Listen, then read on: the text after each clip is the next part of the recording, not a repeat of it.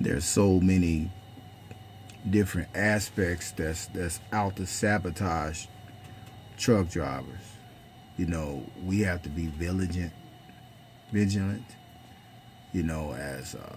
As professionals, because if you're not careful, you got these DOT. You know, you're looking out for every time you turn around. There's a new law out. There's another way for them to try to take advantage of putting points on our DAC. And if you're not aware of the point system, you can look up, and the next thing you know, you're out of a career.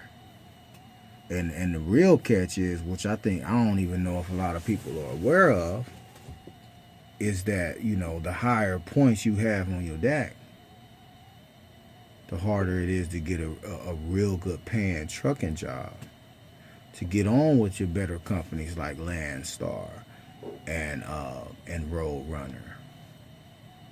That's something that you have to start understanding.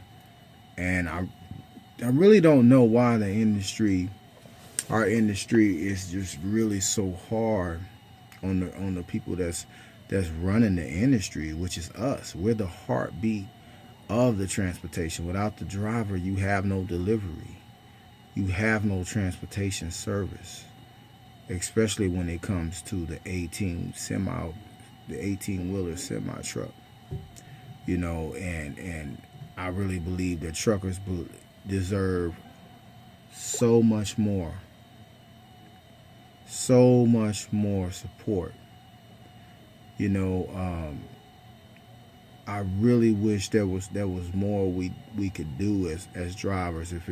We should have groups that will come together across America to really just start marching for the rights of drivers, because we're facing so much, and I'm afraid that if we don't start fighting back, we're gonna look up one day and it's just gonna be impossible to make any money as a truck driver, especially an independent truck driver.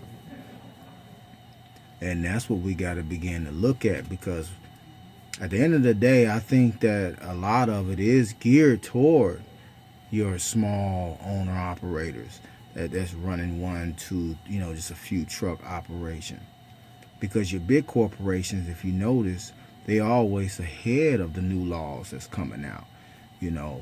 For instance, trucking companies like UPS and FedEx, they've been ahead of the curve when it came to running electronic logs. They've been doing it for a while. They always ahead of the curve. So really nothing really catches them off guard. So at the end of the day, it's almost as if they're sitting back dictating what's going on in the system. And while we're talking about that, I mean, just look at how they're trying to have this new machine now to detect that if you have sleep apnea, you can no longer drive.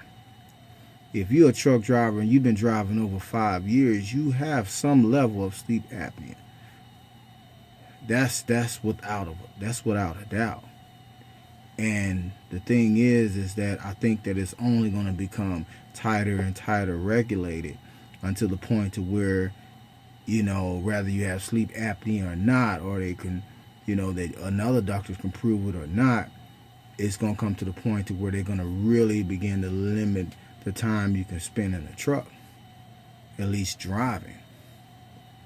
So I think the smart thing is to, like I said in some of my other videos, is to definitely get to a point where you can start having a plan B when it comes to your career.